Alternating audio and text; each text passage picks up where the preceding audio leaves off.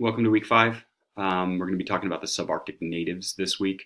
Um, Different levels of conversation are going to come up today, and it's more about kind of the impact of European colonialism and how the native groups organized themselves and saw themselves, and also kind of the naming rights that come out of that. This is a fairly short chapter this week.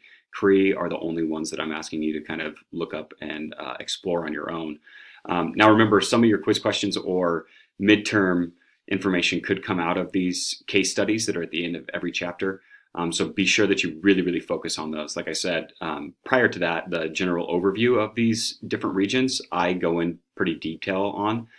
So you're going to want to really focus on your own on these case study pages that are there. And this week, it's the Cree that is the focus. Geography and environment of the subarctic peoples. We're talking about a 3 million square miles that ultimately stretches from the middle of Alaska all the way to the Atlantic Ocean. So if you envision most of Canada in your mind as the subarctic peoples, minus kind of that Arctic Circle that we talked about last week, this is pretty much the region that is of focus this week. And really, it differs from the Arctic in that it's not permanently frozen. So we have long, cold winters and short, hot summers, which breaks up people's years quite differently than the Arctic people as well. The 3 zones that are in this category are North Tundra. So in the north, it's going to be still permafrost and frozen most of the year. And those individuals are going to probably use dog sleds still. And then as we go kind of further south in the middle zone, we have the boreal forest, which is pretty thick forest. And then in the south, we have deciduous forest, which means that a bunch of trees that lose their leaves in the wintertime. Okay. A ton of lakes and rivers. So you can guess that fishing and canoeing and those kinds of water activities are going to be more prominent in this area. And what's fascinating about this is that the ice and everything recedes really at about 7,000 years ago. And this is when we see a majority of people move into this area.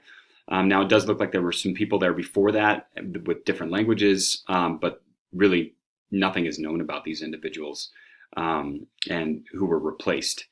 So they would have been more Arctic-like, and their structures or whatever that they made may have been, ice structures, ice homes, which would have left no kind of trace of them.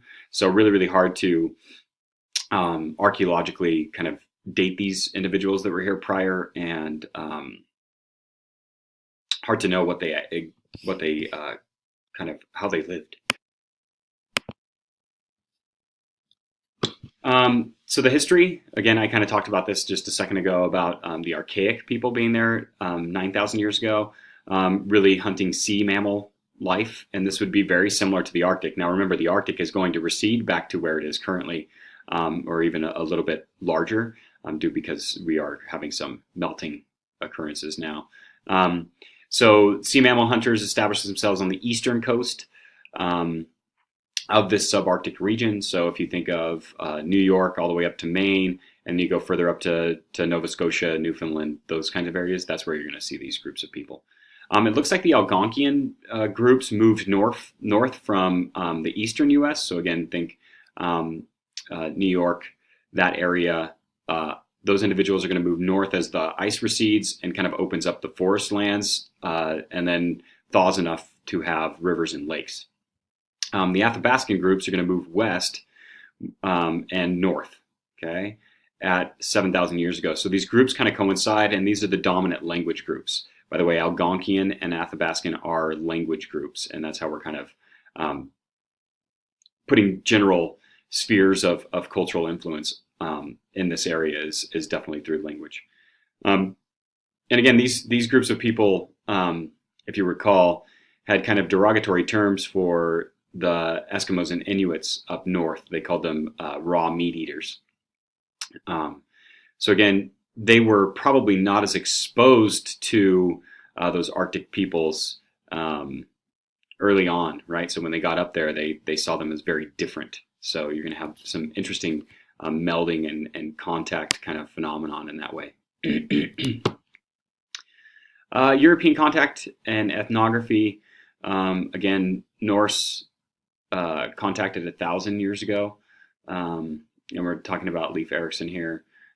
French fishermen, early 1500s, so right after Columbus kind of does his discovery in the Caribbean, French fishermen are going to work their way up north and really start to kind of put their mark on this land area.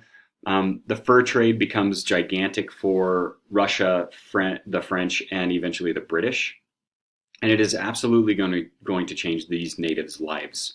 Um, Again, these native groups were living through subsistence, which is catch enough food to maybe hold you over through the summer and the winter, and not take more than they need.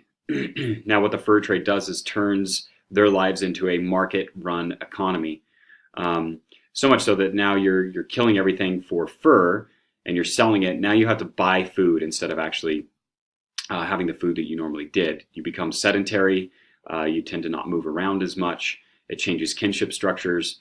This also really brings into the topic of conversation things like private public property. Again, that and the idea of market systems are going to really impact this group of people. Guns are introduced in the late 1800s. And ultimately what happens is there's huge killing or die-off of these animal groups that are being used for the fur trade. Ultimately kind of crashes an economy. They have to put in policies to reduce this kind of extinction. And ultimately things don't ever recover from kind of this mentality of the fur trade and guns and trapping. However, when they start to limit guns being used for the fur trade, traps and snares become more popular again. So it kind of levels off, I guess, a little bit in terms of extinction rates. So the British and the French tend to at least figure out that this is causing some major problems. But again, cultural damage done, to be honest. And we'll talk about more of those exchanges when we get into the political makeup of these groups. Trading posts. So in terms of how we have diffusion or cultural contact and changing of ideas, trading posts are going to change the life of these individuals as well. Remember, diffusion is cultural contact, information sharing, and diffusion is not usually associated with a negative term. So if you, an example of that would be if you had natives show up to a trading post who wanted to get paid for fur, they're kind of coming there in their own accord. If you had more forced acculturation or ethnocide, you're getting more into natives being rounded up or kids being taken and putting into boarding schools. So very different. When the Europeans first made contact, they would have told the natives that they were looking for fur. If the natives just responded to that of, "Hey, we can catch these things for you and give them," there's a process of diffusion there, and it wasn't necessarily by force. So the other thing is that we can see that it's an economic westernization or economic acculturation. And again, sometimes acculturation is not seen as forced, but is comes in as kind of a diffusion process and ends up being a much harsher impact on these groups in terms of changing their way of life. And this is simple. We can see these kinds of things in our own lives. And with them, again, if a French group shows up and says, "Hey, we're after these, fox furs," then the natives shake their head yes, and they bring them furs, and then they get paid off from that in either foodstuffs or money. And now we've totally changed the system of economic exchange that they had before, which is usually on barter system and trade. Now we have monetary economic means being introduced.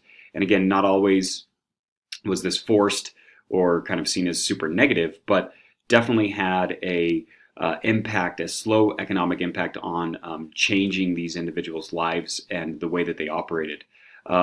if this was seen, now we've created wealth. We've created wealth inequality with a simple kind of,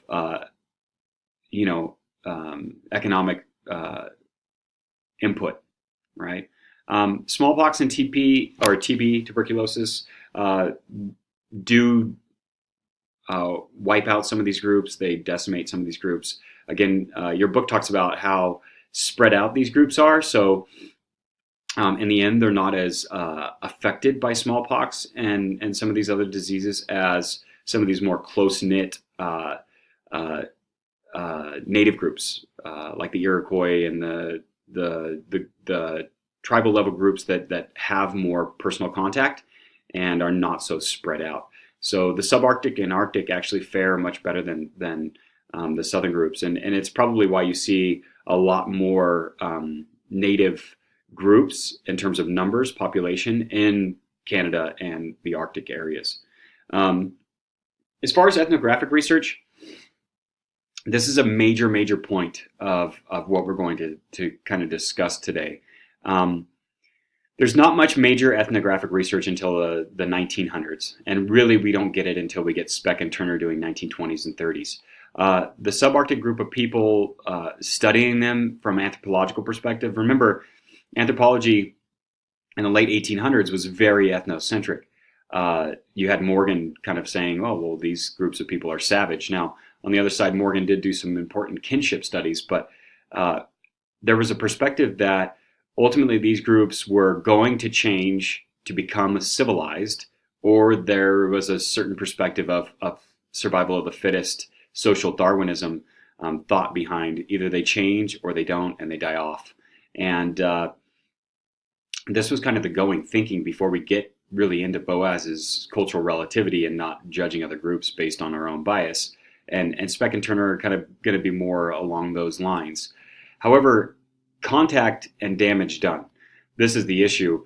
We had missionaries and traders and explorers come from Europe and impacted this group for, look, the early French were here from 1500. So if we have people basically Europeans impacting these groups of people for 400 years, and then anthropologists come in after that and do the studies are going to look a little skewed because economic westernization has happened, political westernization has happened, ideology around gender roles has happened. So what we need to kind of realize going forward is that always maintain a certain level of critical analysis on some of these things when we see them in this archaeological record, including your book. Sutton does a great job. However, Sutton is going to be reporting things that he is looking at in the historic record. And a lot of these are coming from missionaries, traders, and explorers. So we always, in the back of our mind, need to be thinking, what impact did these groups of people have on the natives before anthropologists started studying them and before they started kind of the people told their story? And again, we're never going to know factually. Again, subjective stuff. Even when the anthropologists go in and ask these people questions, have the gender roles always been in place? They're going to say yes, because that makes them sound more relevant and aware of their own being if they say yes to some of these questions. My only point here is that we always need to be asking what contact and diffusion actually did. So were there change elements that happened because of these reasons? That being said, we're going to go into some of the discussion on band level and egalitarian groups and that whole spectrum. But really kind of be questioning in the back of your mind, how much impact did these groups have on these people before anthropologists started studying them and really gave us kind of that perspective anthropologically? Did these groups of people, were they warring people before the European colonists showed up? I mean, did they fight each other? Were there, were there blood feuds? Were there clan feuds? Were there Athabascan and Algonquian wars? Were these things happening? Really need to ask ourselves, were these things happening prior? What were the causes of that?